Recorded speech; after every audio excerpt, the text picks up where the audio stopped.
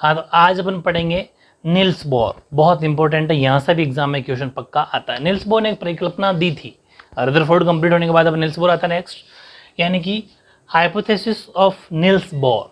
ठीक है, Niels Bohr की परिकल्पना, क्या कल्पना की उसने ये कहा सभी लोग परमाणु के बारे में कह रहे हैं, पता है, समझ पा रहे हो ना। हाँ, तो रदरफोर्ड की कुछ कमियां थी, उसको ध्यान में रखते हुए नील्स बोर आया।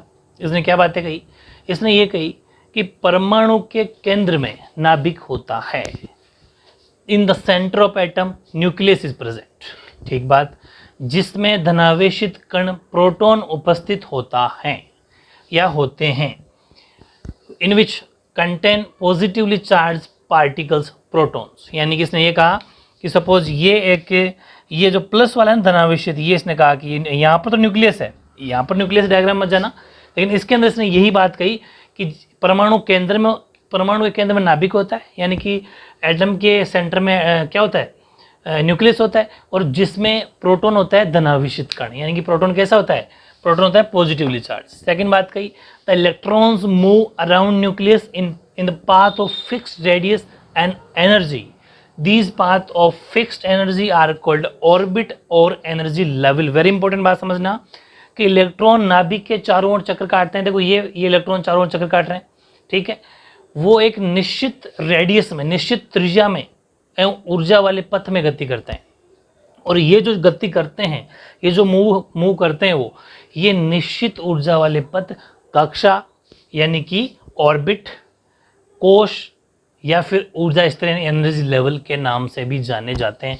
अब यहाँ से एग्जाम में क्वेश्चन आया हुआ है, 1 मार्क्स या 2 मार्क्स में क्वेश्चन आया हुआ है, 2 मार्क्स में नहीं तो 1 मार्क्स में तो पक्का क्वेश्चन आएगा, ठीक है। और वो ये आएगा कि ऊर्जा स्तर किसे कहते हैं, energy level, what is energy level. तो आपको ये लिखना है कि इलेक्ट्रॉन नाभिक के चारों ओर निश्चित त्रिज्या ऊर्जा वाले पथ में गति करते हैं।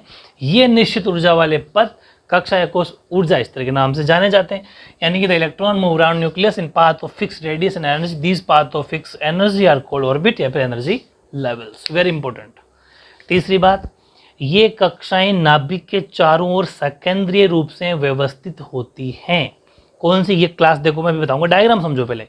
ये जैसे डायग्राम है, ठीक है, ये न्यूक्लियस है, बीच में न्यूक्लियस है यानी कि केंद्र नाभिक है। और ये जो फर्स्ट क्लास है, ये देखो फर्स्ट क्लास का मतलब प्रथम कक्षा। एक चीज़ का ध्यान रखना, आप बाहर वाली है वो सेकंड है, हमेशा सेंटर से क्लास स्टार्ट होती है। ये पहली कक्षा, ये पहले वाली, ये पहली है, कन्फ्यूज मत करना। कुछ बच्चे क्या बाहर वाली को फर्स्ट लिख देते हैं और वहीं एग्जामिनर क्रॉस कर देगा, आपके पूरी थ्योरी को भी कर सकता है, क्योंकि वो एक नोटिस करेगा कि आपको नॉलेज इस बात का है या नहीं। इसलिए ध्यान रखना, ये स्टार्टिंग से अंदर से लेना। तो ये वाली जो क्लास है ना, ये वाली क्लास, ये प्रथम कक्षा है, फर्स्ट क्लास है ये, ठीक है। ये फर्स्ट ऑर्बिट होगा, ये फर्स्ट ऑर्बिट है। और जो बाहर वाली, देखो मैंने एरो भी यहाँ से बनाई, ये फर्स्ट ऑर्बिट, और बाहर वाली की यहाँ से ये द्वितीय कक्षा यानी कि सेकंड ऑर्बिट है। समझ पा रहे हो। ये जैसे जैसे क्लासें बढ़ती जाएगी, यानी कि इन्हें एन से दर्शाया जाता है, वो बात ठीक है। इनका मान हमेशा पूर्णांक, जैसे कि 1, फर्स्ट क्लास 1, फिर 2, फिर 3, 4, 1, 2, 3, 4 होता है, तथा इन्हें क्रमशः के, एल, एम, एन इनसे भी दर्शाया जाता है, बता दूंगा आगे। समझ पा रहे हो। यानी कि these orbits are arranged centrically, ठीक है, या फिर कॉन्सेंट्रिकली होता है, यानी कि सकेंद्रीय, जिसमें केंद्र एक ही हो, सेंटर एक ही हो। यहीं से ये, जैसे अपन वो सर्कल वाले चैप्टर में पढ़ा था, कॉन्सेंट्रेट यानी कि सकेंद्रीय, ठीक है। तो वो ये कॉन्सेंट्रिकली ये होता है around the nucleus. These are represented by n, इसको अपन एन से दिखाते हैं। देयर वैल्यूज ऑलवेज, हमेशा इंटीजर होगी, लाइक 1, 2, 3, 4। मैथ्स में मैंने आपको बता रखा है कौन इंटीजर होता है, ये सब बातें मैथ्स की है। And they are shown by column respectively, ठीक है। इनको क्रमशः के, एल, एम, एन से भी दिखाया जाता है। डायग्राम आपको ऐसा कैसा बना के आना है, ठीक है। ये न्यूक्लियस, ये सेकंड क्लास और अंदर वाली फर्स्ट क्लास, ठीक है। इस तरीके से ये अब अभी पॉइंट खत्म नहीं हुए, अभी अपन ने सिर्फ 3 पॉइंट पढ़े हैं इसके, ठीक है। और अब अपन पढ़ेंगे 4, 5, 6, 7, कम से कम 7 पॉइंट है, फिर उसके बाद में इसकी कुछ कमियां हैं वो अपन पढ़ने वाले हैं, ठीक है। ऐसे ही चौथा पॉइंट देखो, अब अपन ने बात की थी कि उसको एन से दिखाते हैं अपन, या फिर KLMN से भी दिखाते हैं। तो एन का मान बढ़ेगा, आपको पता है जैसे जैसे क्लासें बढ़ेगी, जैसे यहाँ पर ये के, ये एल, फिर ये बढ़ेगी तो ये एम, तो तो जैसे जैसे n की वैल्यू बढ़ेगी, n के बारे मतलब ये जैसे 1 2 3 n की वैल्यू आपको पता है इंटीजर होगी, पूर्णांक होगी, तो जैसे जैसे n की संख्या बढ़ेगी, n की वैल्यू बढ़ेगी, n का मान बढ़ेगा, तो जो ये सेंटर है इससे उतनी यो क्लासेस कक्षाएं दूर चली जाएगी। तो आपको पता चल रहा है कि ये पहली कक्षा है वो इतनी सी, दूसरी फिर दूर, थर्ड फिर दूर, तो जैसे जैसे n की वैल्यू बढ़ेगी वैसे वैसे उनकी जो ऊर्जा है वो बढ़ती चली जाएगी और नाभिक से दूर होता चला जाएगा। और दूसरी बात n बराबर 1, n बराबर 1 का मतलब पहली कक्षा ये फर्स्ट, n बराबर 1 या फिर जिसको अपन k दिखाते हैं, ध्यान से समझो, n बराबर 1 या k कक्षा की ऊर्जा सबसे कम होती है क्योंकि ये सबसे नज़दीक है न्यूक्लियस के, मतलब क्या बोलते हैं इसको, न्यूक्लियस को हिंदी बोलेंगे मैं नाभिक, केंद्रक, ये उसके सबसे नज़दीक है, तो ये नज़दीक है, देख लो पहली कक्षा, तो इसकी ऊर्जा सबसे कम होती है। वापस समझ लो, with increase in value of n orbit gets away from nucleus, वो उससे दूर होता चला जाएगा, एंड देयर एनर्जी इंक्रीजेज, लेकिन उसकी जैसे जैसे दूर जाएगा उतनी एनर्जी बढ़ती चली जाएगी, और जो नज़दीक होगा उसकी एनर्जी सबसे कम होगी। The orbit n equals to 1 या फिर जिसको अपन k बोलते हैं, हैज़ लीस्ट एनर्जी, लीस्ट का मतलब कम, सबसे कम। ओके, पांचवा पॉइंट है, ये तो चौथा पॉइंट था। फिफ्थ पॉइंट है, इन कक्षाओं में इलेक्ट्रॉन का कोणीय संवेग, ये 11th का क्वेश्चन है, आपको अभी सिर्फ इतना सा छोड़ना है, m का मतलब समझते हो द्रव्यमान रेडियस त्रिज्या, तो ये अपन को सिर्फ अभी लर्न करके छोड़ना है कि इन कक्षाओं में इलेक्ट्रॉन का कोणीय संवेग mvr इक्वल्स टू h/2π होता है। फिर भी बता देता हूं उनकी कुछ फुल फॉर्म। m का मतलब मास, द्रव्यमान, इलेक्ट्रॉन का मास, इलेक्ट्रॉन का वजन, इलेक्ट्रॉन का भार, इलेक्ट्रॉन का द्रव्यमान, मास ऑफ इलेक्ट्रॉन। v का मतलब वेलोसिटी ऑफ इलेक्ट्रॉन, इलेक्ट्रॉन की स्पीड क्या है, इलेक्ट्रॉन की गति क्या है। और r का मतलब इलेक्ट्रॉन की त्रिज्या, रेडियस। और h का मतलब ये प्लांक स्थिरांक होता है, यानी कि प्लांक कांस्टेंट होता है, लेकिन ये आपका पार्ट आपके इंपॉर्टेंट नहीं है क्योंकि 11th 12th का पार्ट है, वहाँ आप आराम से पढ़ेंगे, अभी ज़्यादा दिमाग नहीं लगाना इन चीज़ों में। इन कक्षाओं में इलेक्ट्रॉन का कोणीय संवेग mvr इक्वल्स टू h/2π होता है, बस सीधा लर्न करना है। यानी कि in these orbits angular momentum of electron is mvr equals to h/2π। यहाँ से एग्जाम में क्वेश्चन आता है, और आपके बुक के पीछे ऑब्जेक्टिव में क्वेश्चन भी दे रखा है कि इलेक्ट्रॉन का कोणीय संवेग कितना है, यानी कि इलेक्ट्रॉन का एंगुलर मोमेंटम कितना है, ऑप्शन दे रखे हैं, तो उसमें आपको लिखना है mvr इक्वल्स टू h/2π। समझ पा रहे, उस पर टिक करना है, या फिर ऑप्शन ना दे के 1 मार्क्स में पूछ सकता है, तो भी आपको mvr equals to h/2π answer लिख के आना है। छठा पॉइंट है कि बोर के अनुसार एक निश्चित कक्षा में चक्कर लगाने पर इलेक्ट्रॉन की ऊर्जा में कोई परिवर्तन नहीं होता। बोर ने कहा कि एक निश्चित कक्षा में अगर आप चक्कर लगा रहे हो तो उस टाइम पर, निश्चित कक्षा का मतलब fix orbit, according to Bohr there is no change in energy of electron on revolving in a fixed orbit. अगर आप फिक्स ऑर्बिट में, जैसा कि अभी आप इस ऑर्बिट में चक्कर लगा रहे हो या फिर इसमें चक्कर लगा रहे हो, तो अगर आप कोई फिक्स ऑर्बिट में चक्कर लगा रहे हो तो आपके इलेक्ट्रॉन की ऊर्जा में कोई परिवर्तन नहीं होगा। जैसे आप चल रहे थे, पूरी कक्षा का राउंड काट लो, या पूरा चक्कर काट लो, आपके इलेक्ट्रॉन की एनर्जी में या ऊर्जा में कोई कमी नहीं आएगी, कोई बढ़ेगा नहीं, मतलब एज इट इज सेम रहेगा, नो चेंज रहेगा। वैसे तो ये पूरे 6 पॉइंट सबसे बेस्ट है, 6 पॉइंट आपको लर्न करना है। एक 7वां पॉइंट और है, उसमें कुछ और एक्स्ट्रा सीखने को मिलेगा। एग्जाम में अगर 3 मार्क्स में क्वेश्चन आता है तो आप 6 पॉइंट लिख के आ जाना बस, और एक डायग्राम जो मैंने ऐसा बनवाया था पिछले, अभी थोड़ी देर पहले, तीसरे पॉइंट के बाद वो बना के आ जाना। लेकिन एक 7वां पॉइंट और है जो एक्स्ट्रा में लर्न करके जाना है। टाइम हो तो 7वां भी लिख देना, वैसे 6 भी लिख दोगे तो मार्क्स नहीं कटेंगे, लेकिन 7वें में कुछ और बीच में मिड से क्वेश्चन बन सकते हैं, वो मैं आपको और करवा देता हूँ। तो वैसे अगर 6 पॉइंट आपको लर्न हो जाते हैं तो घने ही है, लेकिन 7वां पॉइंट अगर आप लर्न करना चाहते हो तो इसमें से क्वेश्चन कुछ अलग आएगा। अलग क्वेश्चन आ सकता है, कैसे कि इलेक्ट्रॉन जब परमाणु के बाहर से किसी प्रकार की ऊर्जा का अवशोषण करता है, ध्यान रखना, ये अलग अलग से क्वेश्चन आ सकते हैं इसमें, कि इलेक्ट्रॉन जब परमाणु के बाहर से, एटम के बाहर से किसी प्रकार की ऊर्जा का एब्जॉर्प्शन करता है, यानी कि लेता है, अवशोषण करता है, तो वो उत्तेजित हो जाता है, उतावला हो जाता है, उत्तेजित होकर उच्च ऊर्जा स्तर में चला जाता है।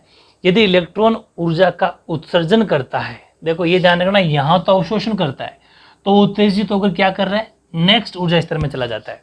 यानी कि पहले इतनी सी बात को समझो कि when an electron absorbs energy, समझ पा रहे हो, from outside the atom, then it gets excited and move to higher energy level. यानी कि ऐसा मान लो कि यहाँ हायर का, ये रहा, यहाँ से ऊपर वाले में चला जाता है जब ये बाहर से कोई इलेक्ट्रॉन ग्रहण कराए। ये तो मैंने डायग्राम बनाया आपका कि हिंदी और इंग्लिश दोनों के डायग्राम दोनों बनाना है। ये तो हायर एनर्जी लेवल उच्च ऊर्जा स्तर, और ये एमिशन ऑफ एनर्जी यानी ऊर्जा का उत्सर्जन। इसका मतलब होता है ऊर्जा लेना, उसका मतलब ऊर्जा देना, छोड़ना। तो ध्यान रखना, ये जैसे इलेक्ट्रॉन यहाँ था तो यहाँ पर जैसे इसने एब्जॉर्ब किया यानी ऊर्जा का अवशोषण किया तो ये जंप कर गया हायर एनर्जी लेवल यानी उच्च ऊर्जा स्तर में चला गया। ये डायग्राम इस थर्ड पॉइंट की इतनी सी बात को ये डायग्राम एक्सप्लेन कर रहा है। दूसरी बात, यदि इलेक्ट्रॉन ऊर्जा का उत्सर्जन करता है यानी एमिशन ऑफ एनर्जी, तब उच्च ऊर्जा जैसे वो नीचे आ जाता है। देखो एरो भी ऐसे ही बनाना है, यहाँ तो जा रहा है ऊपर, ये तो क्या हो रहा है इसका, यहाँ तो हो रहा है एनर्जी लेवल उसका अप हाई हो रहा है, बढ़ रहा है, ऊपर जा रहा है, और यहाँ इलेक्ट्रॉन नीचे वाले क्लास में आ रहा है, नीचे आ रहा है क्योंकि ऊर्जा का उत्सर्जन कर रहा है वो।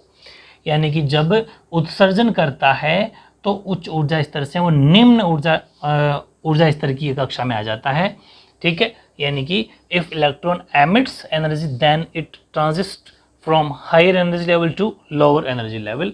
डायग्राम दोनों बनाने हैं, एरो का खास ध्यान रखना, वहाँ अप करना एरो या डाउन करना है, ध्यान रखना। ठीक है, और एक बात और है कि परमाणु में इलेक्ट्रॉन, ये जो अलग सी बात है ये भी, कि परमाणु में इलेक्ट्रॉन द्वारा इसकी ऊर्जा अवशोषण करना, यहाँ तो अवशोषण एब्जॉर्ब करना और यहाँ पर एमिशन उत्सर्जन करना, ये दोनों मिलकर एक रैखिक स्पेक्ट्रम का निर्माण करता है।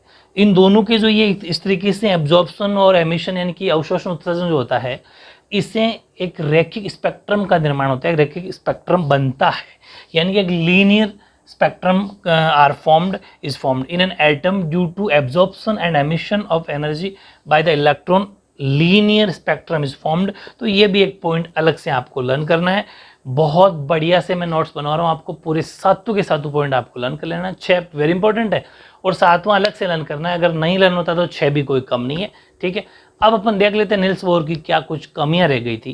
अपन बात करें तो लिमिटेशंस या फिर ड्रॉबैक्स। ठीक है, अब हर साइंटिस्ट की कुछ ना कुछ कमियां रह जाती है, उसी तरह नील्स बोर की भी कुछ कमियां थी। ठीक है, बोर मॉडल की कमियां अलग से पूछी जा सकती है। ठीक है, यानी कि लिमिटेशंस ऑफ बोर मॉडल।